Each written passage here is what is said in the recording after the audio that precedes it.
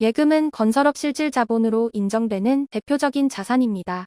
실제로 실태 조사 시에도 급하게 조달되었어도 인정하는 유일한 계정이 바로 예금입니다. 예금과 현금을 같은 것으로 생각하시는 분들도 많은데 재무제표상에서는 엄연히 다른 계정입니다. 현금은 전도금과 현금성 자산을 말해요. 그야말로 현찰을 의미합니다. 사실 현금은 현금 출납장이나 진짜 가지고 있는지 확인하는 것 외에는 달리 확인할 방법이 없죠. 실제 사례로 과거에 찍은 현금 뭉치 사진을 증빙 자료로 제출하는 사람도 있습니다. 하지만 사진이 있다고 해서 실제성이 증빙되지 않고 실제한다 하더라도 본인 소유 여부가 증빙되지 않기 때문에 자료를 제출해서 인정받는다 하더라도 자본 총계의 100분의 1만 인정이 가능합니다. 예금은 본인 명의로 금융기관에 예치한 금액을 말합니다. 어떤 형태의 예금 상품이라도 잔액증명서가 발급된다면 인정이 가능합니다. 반대로 생각하면 잔액증명서를 발급할 수 없다면 인정되지 않습니다.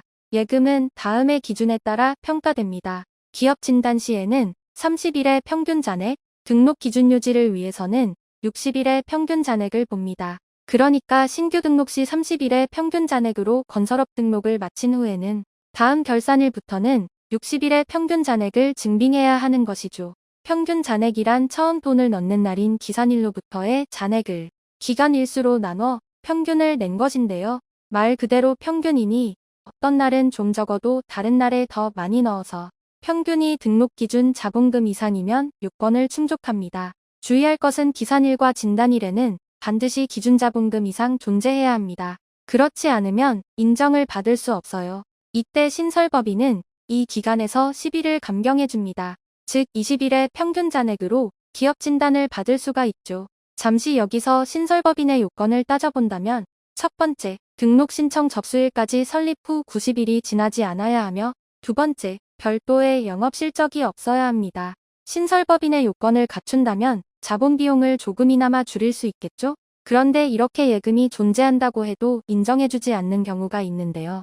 다음의 경우는 반드시 주의하셔야 합니다. 첫 번째, 질권 설정이나 인출이 제한된 예금이에요. 돈이 있는 것은 인정되나 그 목적이 건설업을 위한 것이라고 인정해주지 않는 거죠. 두 번째, 자산이 여러 계좌에 나눠져 있다면 기산일과 종료일을 동일하게 잘라요.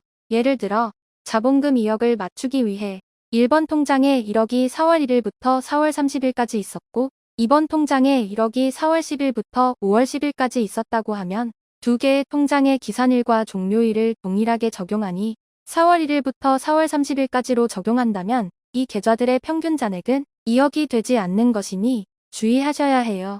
세 번째, 가지급금의 회수 형식으로 입금된 금액이 일부라도 60일 내에 인출되면 인정받을 수 없어요.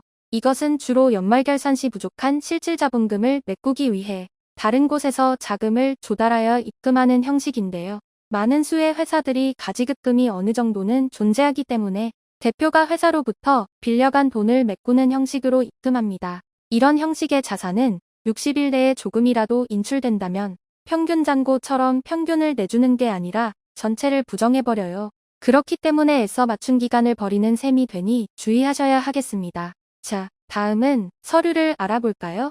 이렇게 예금을 준비했다면 증빙 서류로 어떤 것들을 제출해야 할까요? 예금은 각 계좌별로 잔액증명서, 거래내역 증명서, 금융거래 사실 확인원을 제출하게 됩니다. 잔액증명서는 계좌에 대한 정보이고요. 거래내역서는 해당 계좌의 기간 중 입출금 내역입니다. 통장과 같다고 보시면 돼요. 금융거래 사실 확인원은 해당 은행과의 거래에 대한 정보입니다. 이 서류들을 제출할 수 있다면 해당 예금은 건설업 실질 자산으로 인정받게 됩니다. 참 쉽죠? 다음 시간에는 다른 계정들에 대해 계속 연재해 보겠습니다. 구독, 좋아요 부탁드립니다. 감사합니다.